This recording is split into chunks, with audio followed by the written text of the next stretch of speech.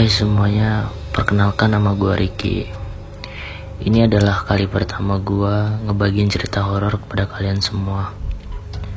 Sebelum masuk ke ceritanya, gue mau ngasih tahu dulu kalau cerita horor gue kali ini bukan asli dari cerita gue. Ini adalah cerita dari teman kakak gue yang menurut gue serem banget sih.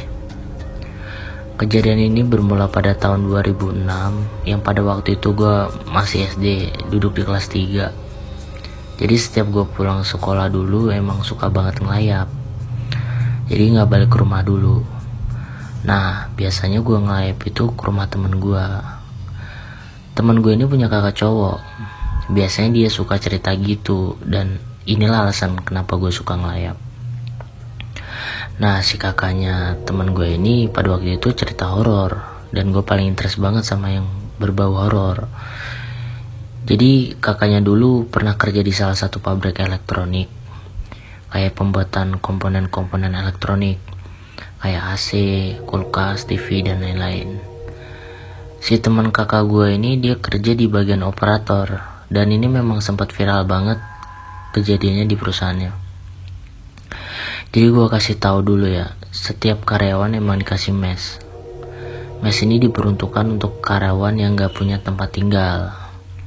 Nah, dan jam kerja karyawannya ini dari jam 7 pagi berangkat kerja dan pulangnya jam 5 sore. Jadi ada karyawan cewek, sebut aja namanya Gita.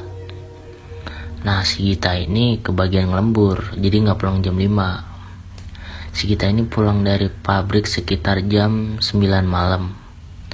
Dari pabrik menuju mes itu deket lah. Nah, ketika si Gita pulang dari pabrik, dia jalan kaki menuju mesnya. Nah, mesnya itu 2 lantai. Dia kebagian di lantai 2. Nah, setibanya di mes, si Gita ini masuk kamar. Seperti biasanya lah, si Gita kalau pulang kerja emang suka beres-beres kamar. Nah, ketika dia beres-beres kamar, ada yang ngetuk pintu. Tok, tok, tok. Si Gita dari dalam kamar ngejawab, "Siapa ya?" Yang ngetuk pintu ngejawab tuh, "Orang sebelah." Nah si Gita ngejawab balik, "Mau ngapain?" Nah dibalas lagi sama yang ngetuk pintu, "Mau nganterin makanan."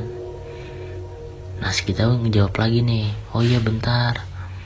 Dan pas si Gita ngebuka pintu, yang dia kira tetangga kamar sebelahnya, ternyata anggota badannya emang cuma sebelah.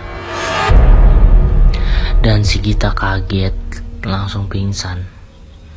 Terus keesokan harinya, temen kamar sebelahnya ngebangunin Gita yang emang pingsan di depan pintu kamarnya.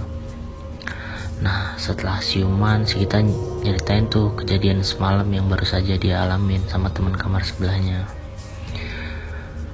Dan itulah cerita horor gue kali ini. Selebihnya gue mohon maaf kalau ada salah-salah kata. Terima kasih.